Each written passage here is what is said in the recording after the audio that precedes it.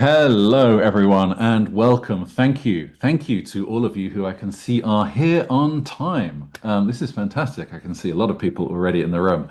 I am super excited about today's webinar, but the most exciting thing I think is that out of every webinar I've done in recent memory, this one seems to have really ignited a lot of interest from the audience. I've had messages, I've had in-person meetings where people have told me they've signed up and they're really excited about this session. I think that there is a recognition that it is time, everyone, that this pharmaceutical industry that we are all knowing and loving and very much part of our lives does no longer sit on the sidelines and indeed embraces that very thorny nettle and actually works out what we do about this phenomenon known as misinformation.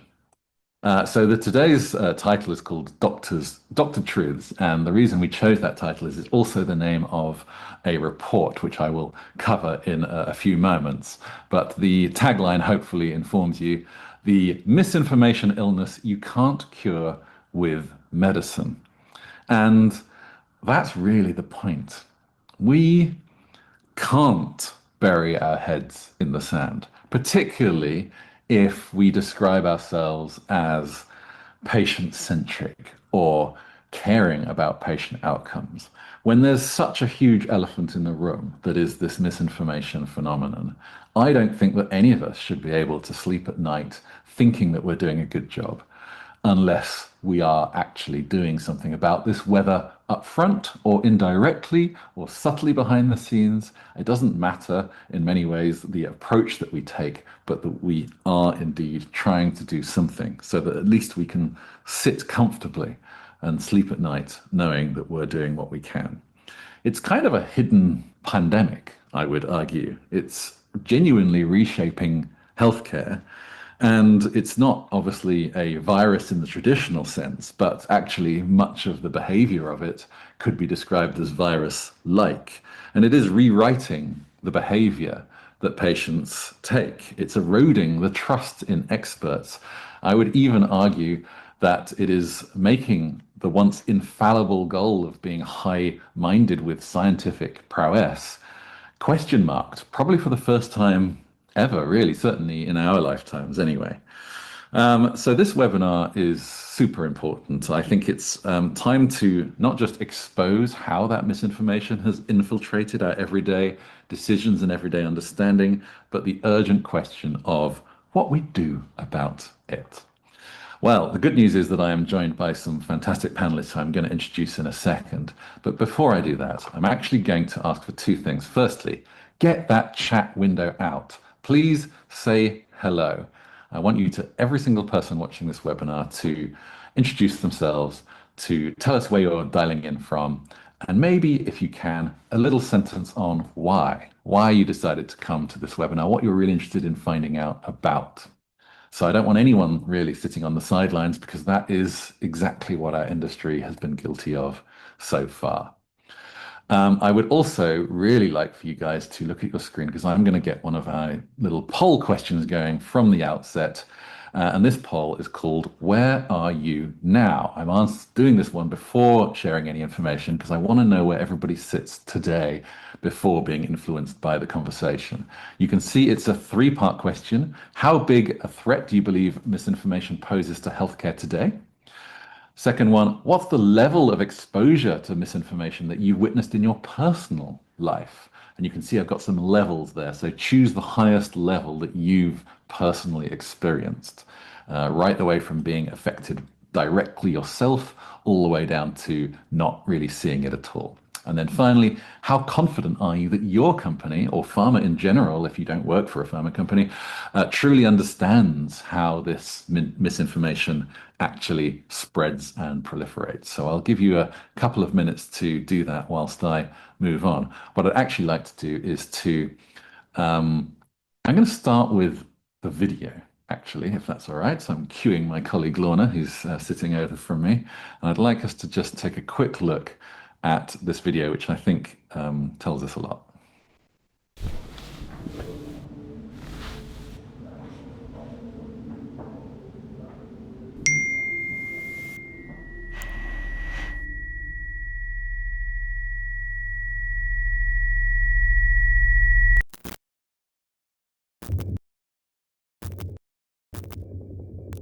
I didn't know Where to start?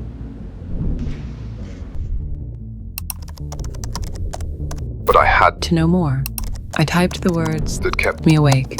I just wanted an answer. anything to make sense of it.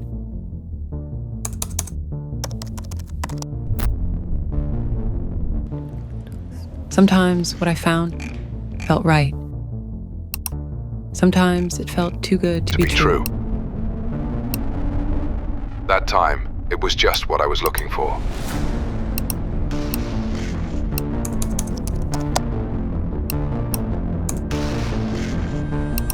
Their posts gave me hope, something to hold on to, something to question. Something to start a conversation.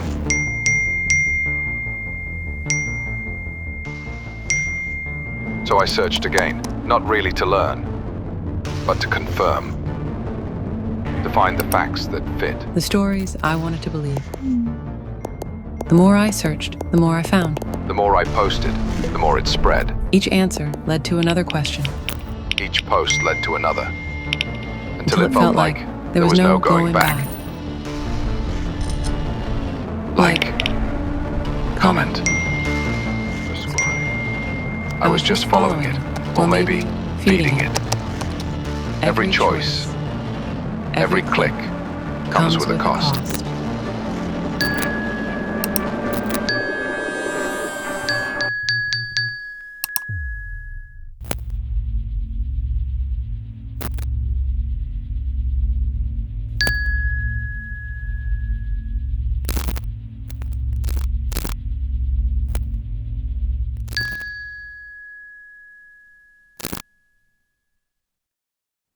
Well, you thought Halloween was actually next week, but maybe it's already here. I think that was a fantastic video, and kudos to the team at Havas Links for putting that together.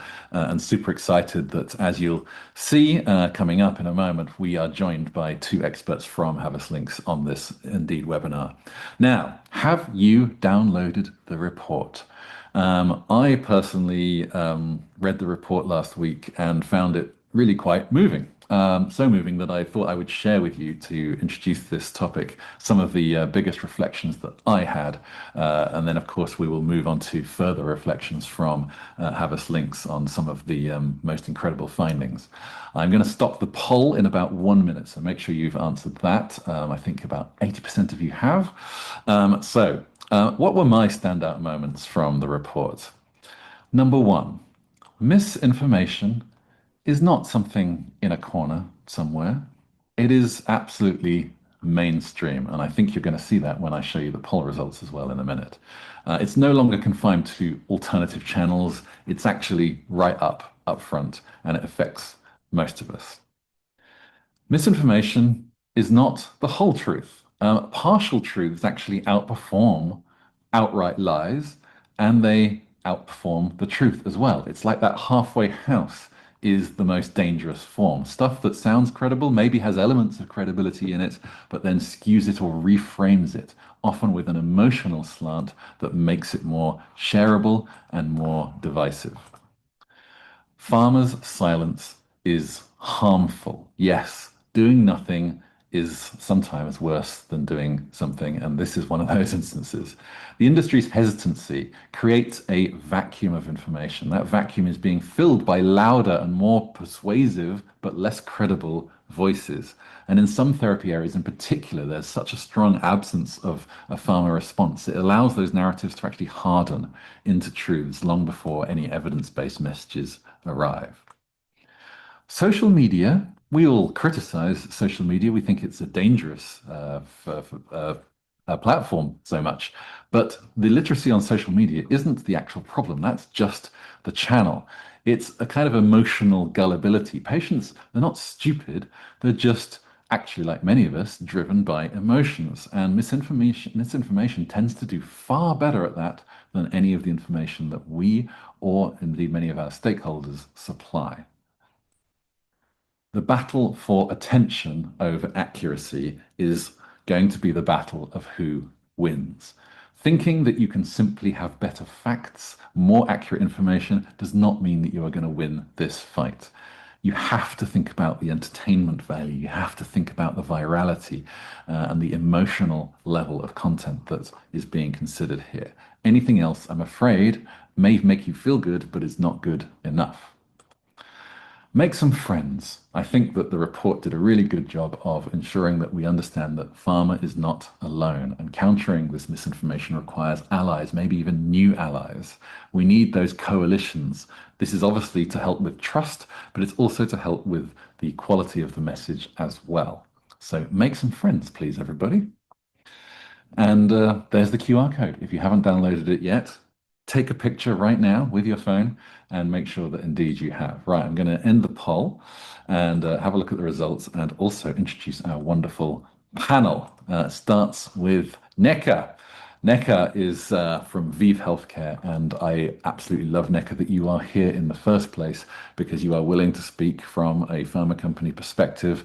And of course, in your role as patient engagement, you clearly see that this is super important. Sorry, I've got a lot on my screen right now and I can't even see my own slide. Ayesha is Chief Strategy Officer at Havas Links, and as far as I understand, has been a critical person in the creation of the reports. She actually heads communication strategy as well.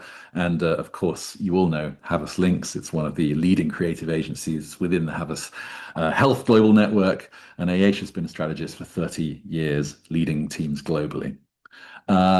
Vernon, someone who I hope he agrees, but I would call a friend. He is someone who I've really enjoyed getting to know over the years for more than a decade now, but he's actually got 25 years of healthcare experience with a passion for digital innovation and is leading, of course, the scientific function as Chief Medical Officer at Havas Links, blending strategy, compliance, and curiosity to reshape our health communications.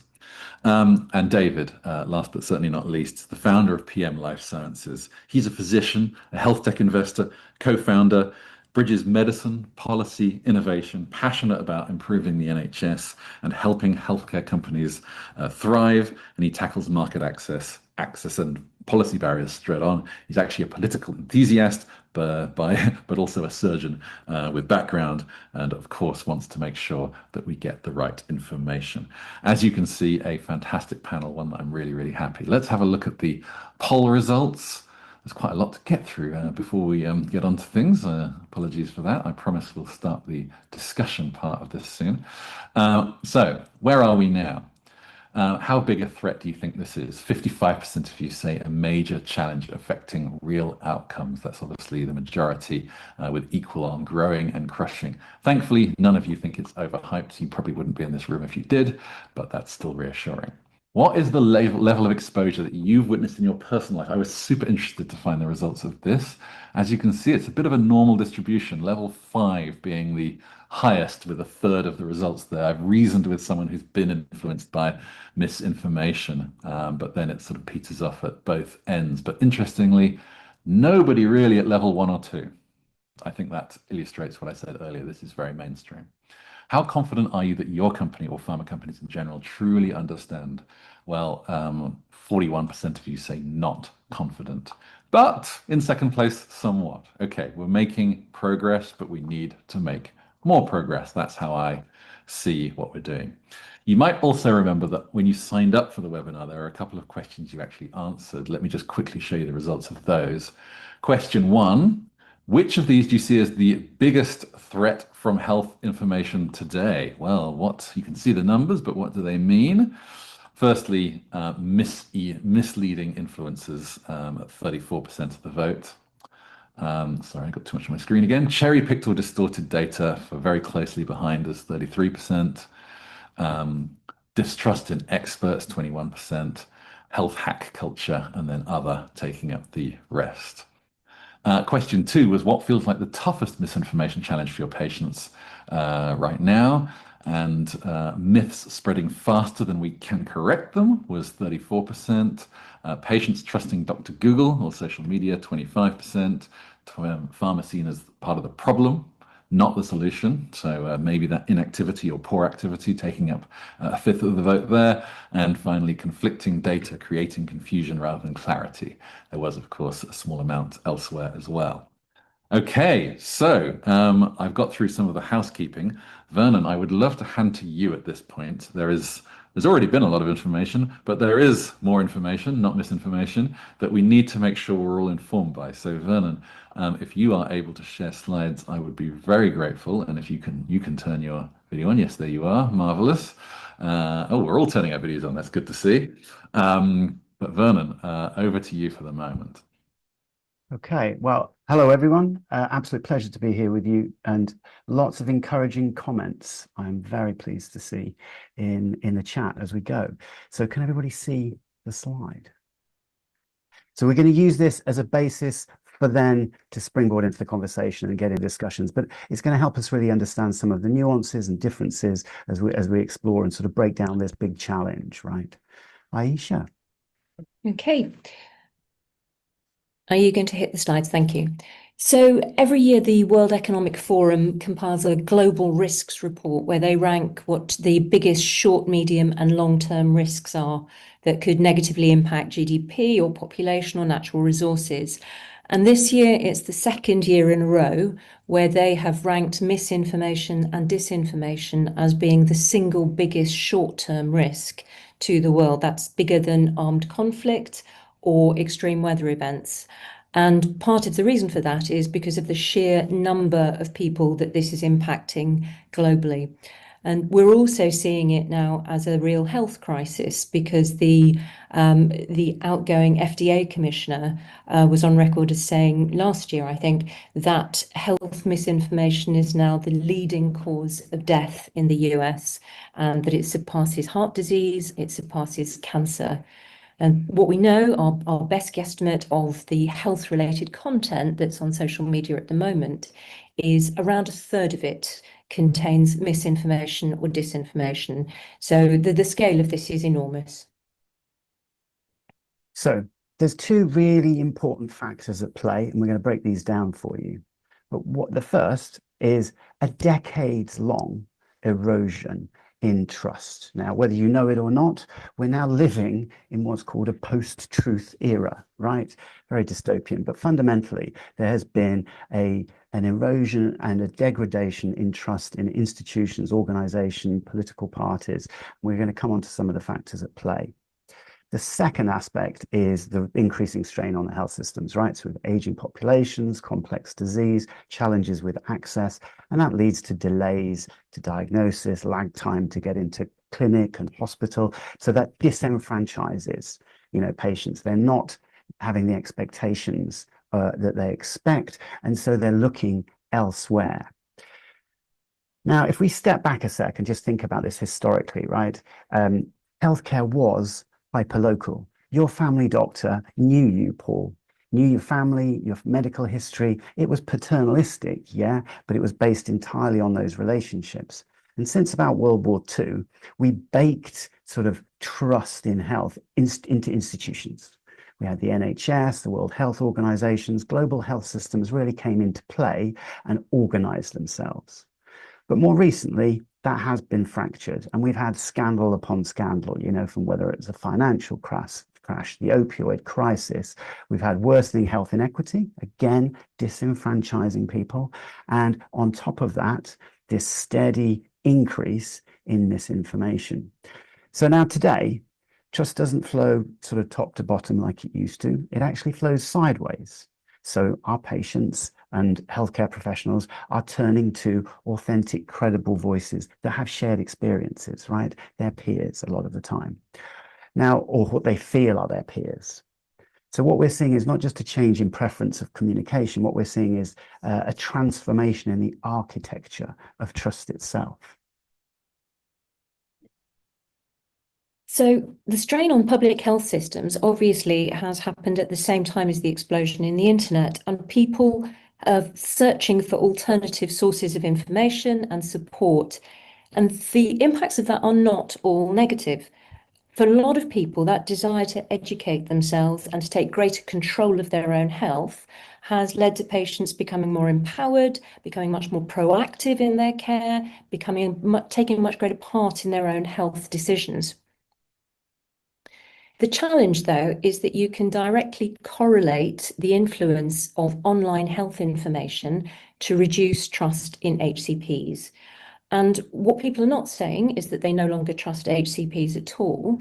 What you are seeing, though, is that they are seeing sources that are unverified as being as credible. So this figure, 35%, actually comes from this year's Edelman Trust Barometer, where the 35% of people that they questioned said that if the average person had done some research online, they would be as knowledgeable as a doctor on most health issues. This is a really important slide. It's important that we actually categorize and understand not all falsehoods are equal. And there's three faces of harmful information. So misinformation, it's very common, but it's well-intended, just factually wrong. We see this all the time in Facebook groups, in Reddit, patient forums, and these sorts of things. People are sharing anecdotal remedies with some well-meaning, some good intent. It's just not evidence-based. The second is a different beast, right? The second, disinformation. This is deliberate deception for gain or for influence. This is intentional lies to mislead and profit, to manipulate rhetoric and ideology. It's deep fakes, mimicking famous people, famous medical expertise, promoting false, fake products. The third type is quite malicious and insidious, and this is malinformation. This is where a true piece of information is cherry-picked and taken out of context. It's weaponized truth. We see it often in environments like anti-vaccine influencers, cherry-picking some real stats to falsely imply cause of mass deaths, right, without actually framing it in terms of risk or other comorbidities or confounding factors. So intent in the digital world really matters, right? So we touch on social media, and this is a critical component of this. And shareability is the driving force behind that, but not from factual information. It's about emotional engagement, right? We're all emotional creatures, even Paul, right? So an MIT study recently reiterated and sort of reaffirmed this. It was a great piece of research that basically showed that falsehood would be shared much, much faster, 6 times faster than factually correct information, reaching many more people. And it wasn't bots sharing it. It was humans, right? And the other factor at play here is we'd hope in an environment where we're democratizing ideas and evidence that they should be competing freely, right? But we live in a world of emotionally powered driven algorithms, right? So we know that extreme thoughts and beliefs and ideas that gain emotional engagement and traction and are contentious drive far higher up the algorithmic the servicing of the algorithms, and therefore they are served a distorted view of public opinion. So we know that it muffles the views of the majority, and we see much more discord and sensationalism really at scale, right?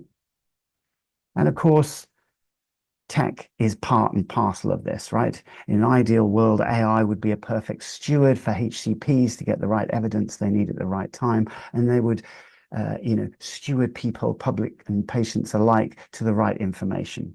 The facts of the matter is AI can, at an industrial scale, create fake information, mimicking voices of authority at the touch of a button, generating fake evidence, studies, articles, posts, etc., which is then fed back into the system, of course, which are, again, those engagement-driven algorithms. And so it creates this hyper extreme cycle of amplification. And, at the end of the day, some of our own research showed some really interesting disconnects. So members of the public were telling us, using our point one research, that 50% of them were using AI to upload blood results, images, ask for second opinions, right? At the same time, almost the same, 44%, said they didn't trust those tools. So there's disconnects here between intent and action. And the huge growth in activity in the online health category is also being driven by and attracting a lot of money into the sector. So the rate of growth is phenomenal. At the beginning of this decade, digital on health economy was worth around 167 billion US. By the end of the decade, it's estimated it's going to be worth over $1 trillion. And within digital health, misinformation is a multi-billion-dollar, and it's a very sophisticated industry. And there's a number of ways in which it is monetized. One of the big ones is donations. That's direct financial contributions. That can be anything from cash, stocks, shares, bequests in wills. It's a very significant revenue stream for individuals and for groups who disseminate information. There was a study recently that found that 85% of anti-vaccination websites showed some attempt to monetize their activity through donations. But there's also lots of other ways of doing this. Platform monetization, lots of social media platforms will directly compensate content creators based on metrics like views and watch time and overall engagement. And that's a business model that incentivizes emotionally charged content because it has high viral potential. The challenge, of course, is that there's no online verification of the healthcare credentials for social media accounts and influencers. So if you're a successful influencer in that environment, what you can do is you can become very, very adept at spreading misinformation. Then there's product sales. Now, that's a revenue stream that can convert audience trust directly into buy now. And particularly what you're seeing in, with the growth of the health and wellness category is the connection through to natural remedies, untested remedies, untried remedies as an alternative to what your doctor might be offering you. And then finally, there's advertising revenue, where what happens is you are buying into a website because it has high footfall. And that is where things like clickbait, fake news, etc. become very important because those are the things that attract that level of footfall. But apart from money, there is also power. And what we're seeing from our research is that around half of HCPs think that misinformation is very common from governments, particularly at the moment, although this has been going on for some time. Cambridge Analytica popularised it in the UK. We've seen, going back to the Cold War, we saw the KGB with Operation Denver spreading misinformation about HIV and AIDS to undermine the US. And at the moment, we are seeing a lot of misinformation around vaccines in the US, and we're seeing it around the assisted dying bill in the UK. So this is, as Paul said, absolutely an epidemic. Now, some groups are disproportionately hit harder, and it will be no surprise to anybody on this call, I suspect, who they might be. So health literacy is a fundamentally challenging topic here, where twice as many are more likely to have had regret over health-related decisions than those people with higher levels of health literacy. Now, there are also vulnerable groups, those that are particularly stigmatized or marked by conditions where there's limited treatment options are particularly vulnerable to these sorts of exploits. And so those we see much higher rates in certain conditions, such as sexually transmitted diseases or those with a social stigma associated. Minority groups. 41% of LGBTQ+ patients stated that they had been harmed by taking advice from non-professional sources, right? And that was significantly more than their counterparts from other groups. So it's, again, the most vulnerable in society who are being the most harmed. Now, we work here, and you, the audience, work across multiple therapy areas and have multiple brands and multiple exposures to different settings, and all of them are at risk. So when you look at the levels of anxiety or difficulty navigating the environment on the left-hand side that patients and publics are finding, and then you look at the right-hand side with the impact that it is having on them and their personal experience, you can see that these are significant issues. It's the last slide of our section, Paul. But what you can see is that across a wide range of therapy areas, misinformation, conflicting information is being felt at every stage, from diagnosis, where people are going online to find alternative diagnoses for what their condition might be, through to discussions about treatment, through to dosage, adherence, treatment plans. At every stage of that journey, they're finding alternative voices, generally in the online space, to listen to. And of course, that inevitably has a knock-on effect on everything from disease progression and long-term efficacy through to the mental health and even the overall survival rates in some cases. So at every point, we're seeing its impact. Thank you. Thank you so much, guys. Can I just say, amazing leadership from Havas Links and from the both of you. You didn't have to do this, but you have informed us and you have influenced in a good way us and our industry. And I think that so many of us should be grateful for what you've done here, bringing this to the fore when it was perhaps risky to do so. So I think it's time to bring the rest of the panel in. Please make sure your cameras are on and you join me here on stage. Thank you, Nneka. Thank you, David. I'm also just launching a poll as we speak. I want to get a few more polls done, and we're halfway through our webinar here. As we move from, the challenge to the solution. And so you can see that this poll is a two-parter all about the reaction. But while you're doing that, Nneka and David, I just want to hear from you, your reaction to the facts and slightly frightening condition that we find ourselves in today, and how you see the challenge from your perspective, given where you are, working for a pharma company. Just give us it from your perspective. Nneka, do you want to go first? Okay, I'll go first. Thanks very much. And I agree that it is quite scary. And I speak from the point of view of both somebody who works for a pharma company, but also someone who practices as a physician, because misinformation is, I think, rife in both of those spheres. From the point of view of my experience at working for pharma, so I work for an HIV pharmaceutical company, ViiV Healthcare, and there's a lot of misinformation around HIV itself, treatments for it, whether or not there might be a cure, that are based, I think, in the distrust that many people have about pharma, whether this mistrust is valid or not. So, for example, many of you will know that HIV is not curable, but there is very, very effective treatment that allows people to live a normal life expectancy, to not transmit HIV to their sexual partners, for example, or to their children. But there is a lot of research going on into a cure. But a lot of people that I speak to in my clinical practice and also in my work in patient engagement will say, there is a cure. We know there's a cure, but pharma companies are hiding the fact that there's a cure, because once it's out that there's a cure, they won't make any money. So it's not in their interests to tell us that there's a cure or to promote it or to promote one.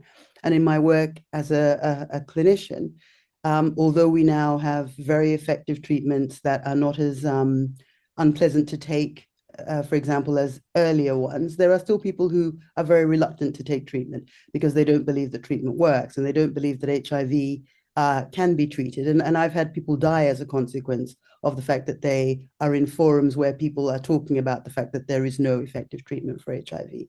How do you counter this? And that's kind of what we're talking about today. Thank you, Nneka. I really appreciate your perspective. David.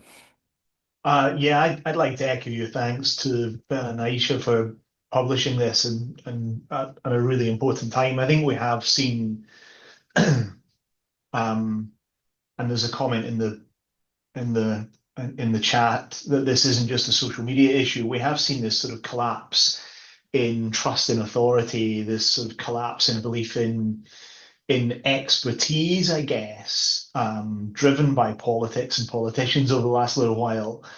And so we live in a world where people communicate increasingly in very small sound bites. We are creating, I was reading somewhere, we publish the same volume of material now 8 times a day, as was published before 2003. So there's a huge amount of stuff out there. It's all very, very simple, very targeted towards quick reactions. And I think that's a general trend. And so the question, I think, is how, and we'll discuss this, I think, how do we match that communication style? How do we build understanding of communicating truth, communicating fact in an effective way that resonates with a modern audience? And I don't think we do that very well as an industry. So I was head of publications communication at Pfizer for a while, and I was blown away by the fact that the average person has a vocabulary of about 15,000 words. You learn about 9,000 words if you study a language at university level. But if you study medicine, you add about 20,000 words to your vocabulary. So this is a huge challenge about communicating ideas simply when there's a whole language that we speak that others don't. And I think we'll get into lots of sort of solutions, but I think I see that being the major challenges. We've got to communicate simply in a language that other people speak. Well, just before we get on to solutions, can I just hear also from you, Nika and David, what's your level of confidence that we are going to be able to address this as an industry? You've both got experience in pharma companies. Before we even talk about what the solutions are, do you feel that this is something that we can actually do? And, you know, if you were not to exist, how would the industry fare without you? What's your level of confidence? I am fairly confident that we can do something about it. I don't know. I don't think that it'll ever be possible to completely get rid of misinformation, because I think that there's something about being human that kind of misinformation, the two things sort of go together. But I don't think pharma can do it on its own. I do think it has to be a collaborative effort. I agree with David about the fact that language has to change, that there is something about the people who peddle misinformation that is very attractive about the words they use and the emotions that they try to generate. And to a certain extent, we perhaps have to do better to match that sort of style, because it clearly resonates.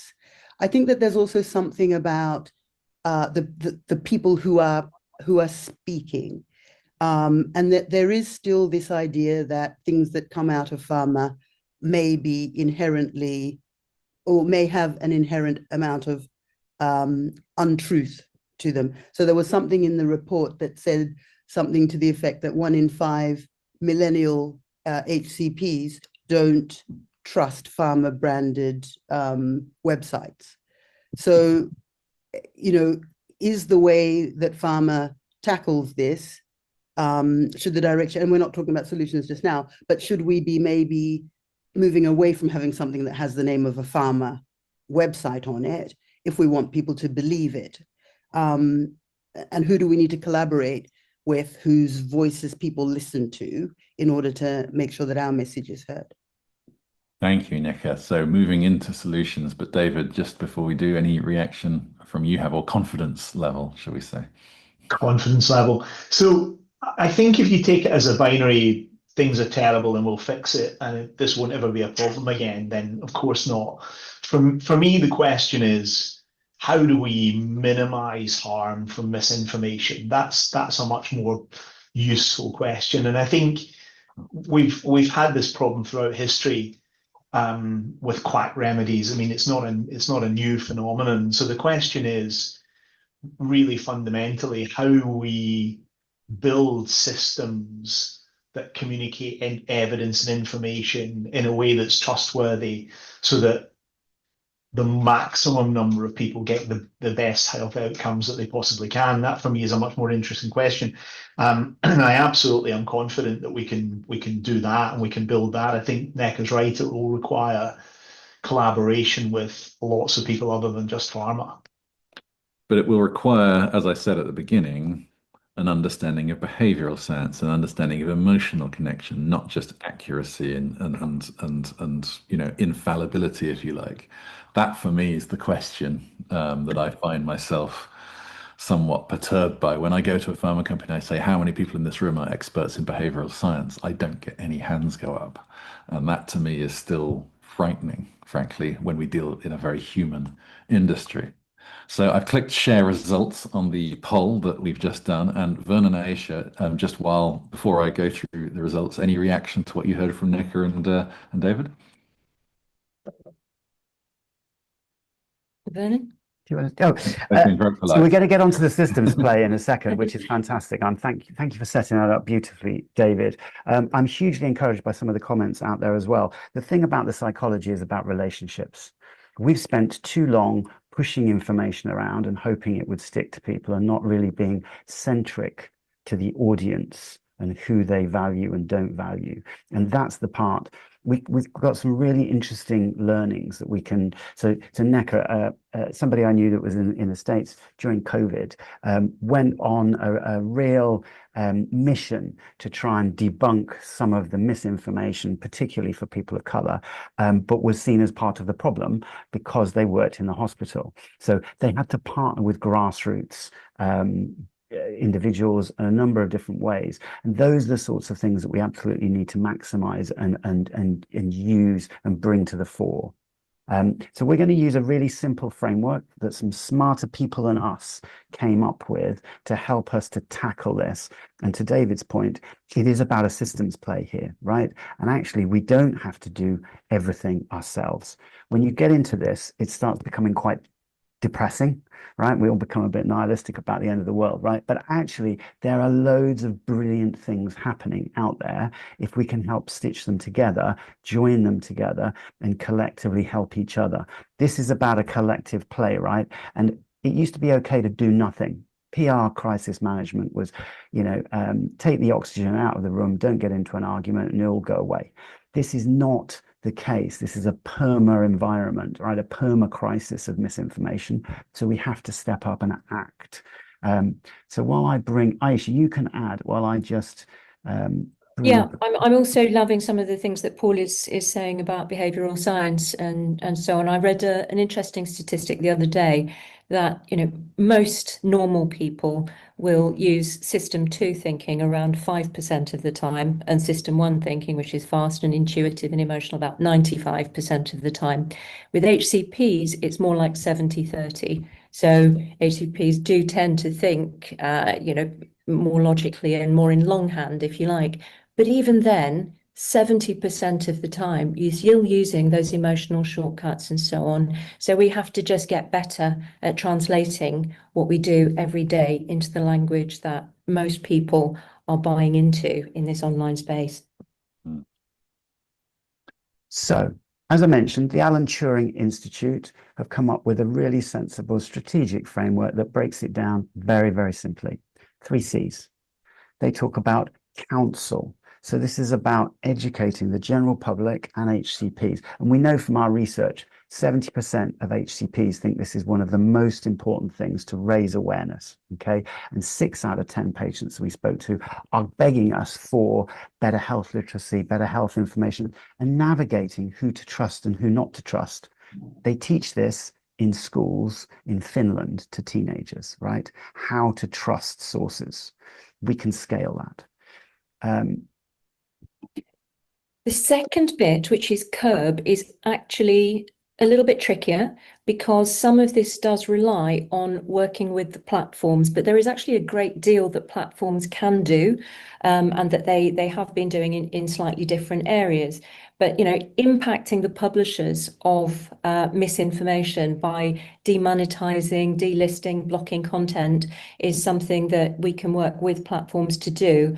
But we can also, I think, work with platforms to take much more positive tactics. And there are things that, for example, the Vaseline brand has been doing lately, where what they do is they work with content creators to verify the content that's been putting out there. So if we have HCPs who are out creating content, health content? You know, do we work with Meta to create some sort of simple health check so that you can check on people's health credentials, the ones who are talking to you? Or do you create some sort of trust pilot for health influencers so that, you know, those who are really serious about providing a service for people are signing up and taking a pledge that the information that they are providing is something that you can trust? So the other end of the spectrum, so from counselling and sort of pre-bunking, so warning people that things are, you know, might be misinformation. The other end is to correct it, to debunk it at that point of interaction. So, you know, providing pharmacists with a misinformation debunking component for them to give at the point of prescription to correct things, to actually stick our neck out, maybe, let's be provocative, and actually debunk and fact check things in real life. The example I spoke of earlier was a perfect example of grassroots co-production and co-development, right? Co-creation. There's lovely examples out there where barbershops were used to debunk information and engage the community around seeing healthcare professionals. Men are very stoic, they don't go to their doctors, around weight, diabetes, cardiovascular health. So they are already many trusted environments at a local or international level, and we need to lean into them more. Again, this is about amplifying what people do. The advocacy groups do amazing work, right? But they often do it in silo around certain therapy areas. This is a theme that cuts across. So again, we have our certain focus areas, sure, for certain brands, but actually it's in our interests to benefit each other in this place, right? So we don't have to just be tackling something in a silo, but actually breaking it down more, to David's point, at a systems level. It's a nice, simple framework to start thinking about how we, as marketeers or medical affairs teams, can actually, or advocacy teams, can turn up and do things proactively. I'm going to put that back down again and get back with the rest of you. Thank you, thank you. So really great leadership once again in helping us really understand the direction to go. I'm super curious in the panel's responses to that, but I'm also interested in the audience responses as indeed we start focusing on solutions and ways forward. We have to feel like there's light at the end of the tunnel here, as indeed we said earlier. So Nick and David, what response to what you've just heard? Yeah, so I think something that really resonated with me there was about counselling. I think by the time you've got an explosion of misinformation and fear, it's probably already a little bit too late. I think there's something. So whenever I launched a medicine, I used to think very early on, what's going to stop this medicine getting to patients? Because those are the things I need to fix in my launch plan, right? So it's reimbursement, are there side effects that are going to be problematic? Is the system set up to deal with the volume of patients coming through? Is this a rare disease that's suddenly going to become common because you extend life expectancy, whatever?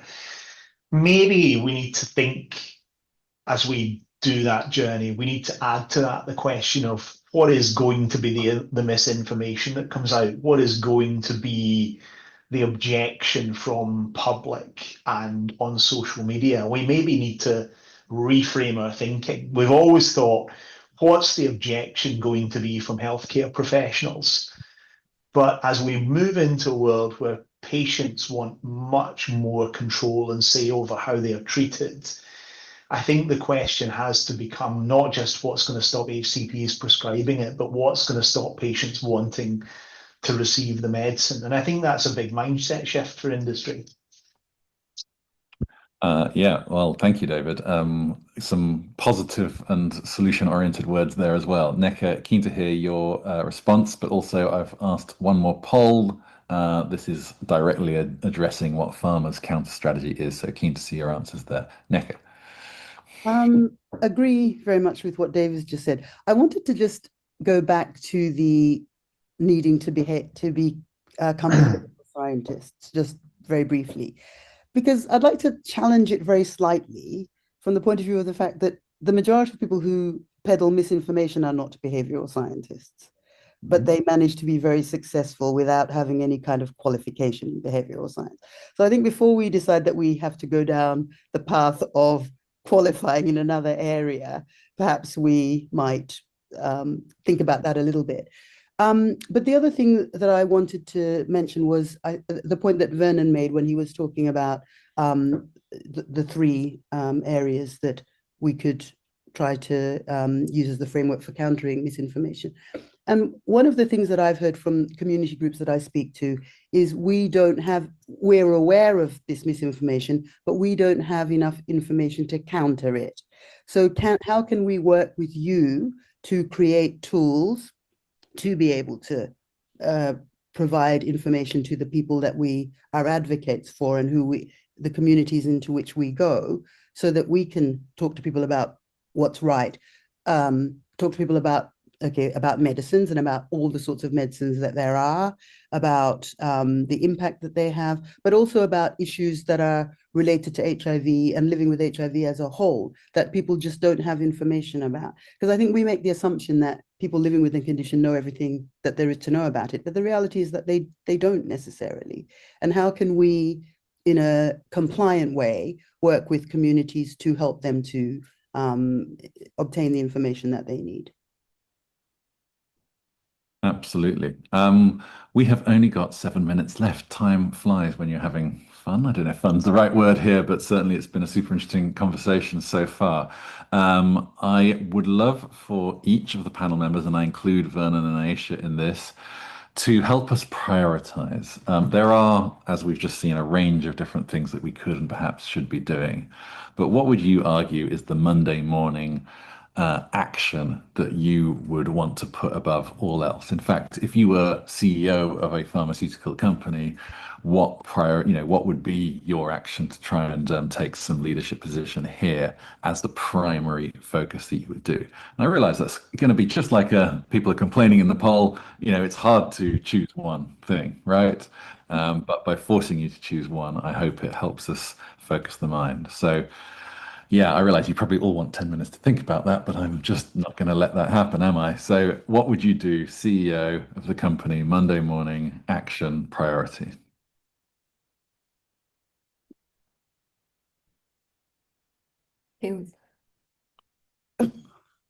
I can go first.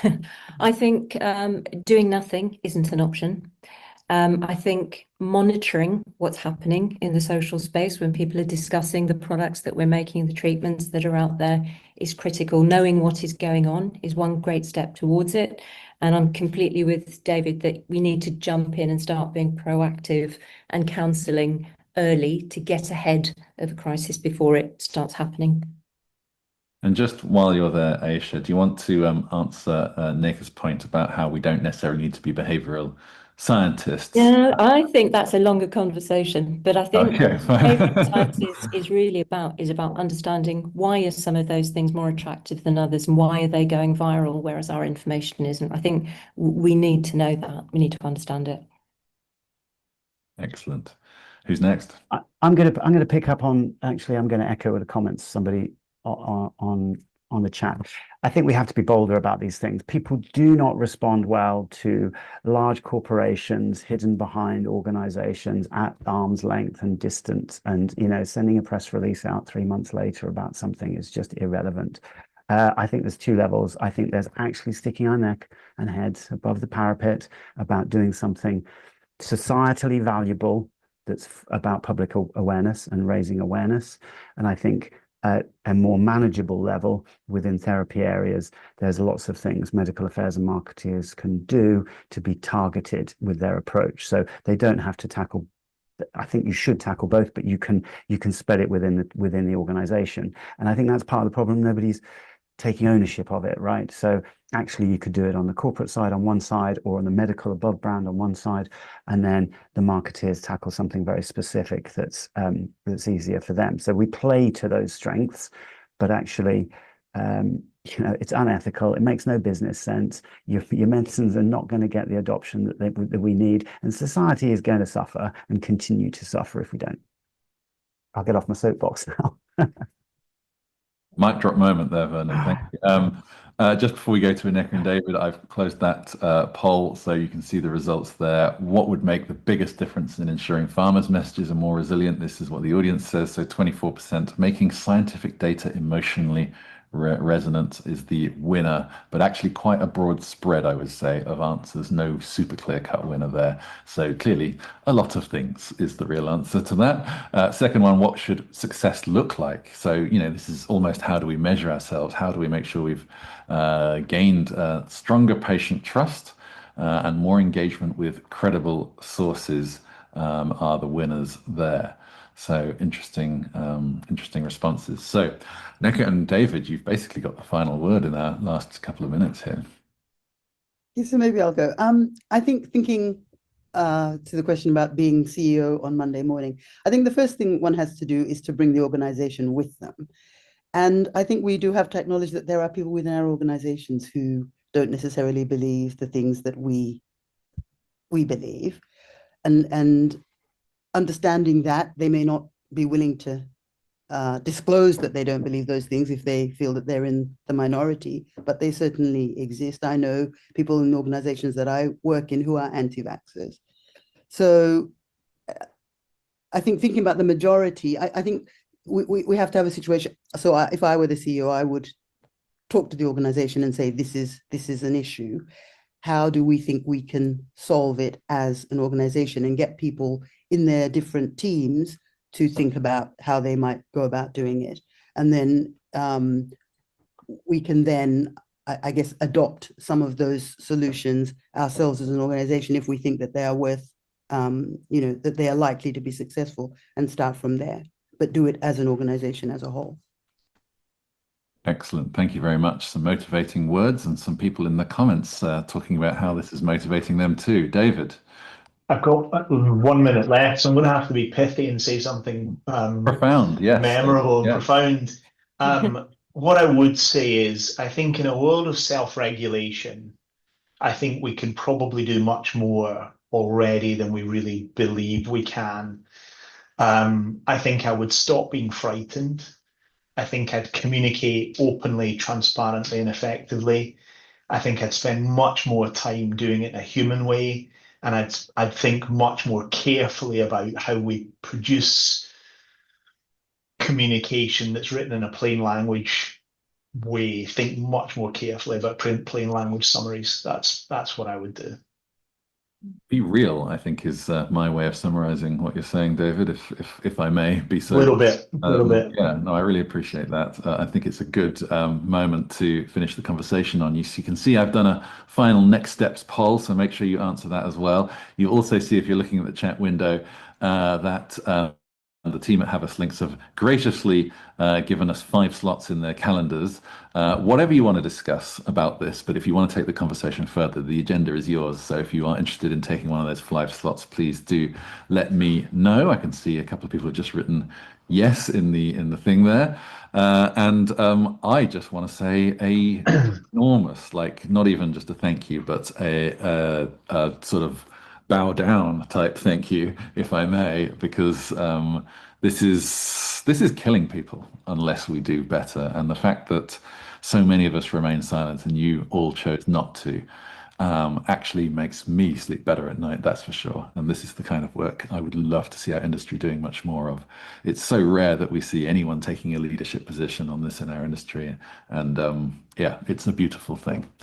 So guys, thank you massively. And I include, by the way, of course, everyone in the audience. I didn't know if the chat window was going to be popular today or if people would, you know, sit on their hands.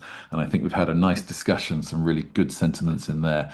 Please do let us know if there's anything that you think we should do to follow up on this conversation or do next, any further topics that you think we should cover. Write them down. I'm going to hold this window open for a couple more minutes.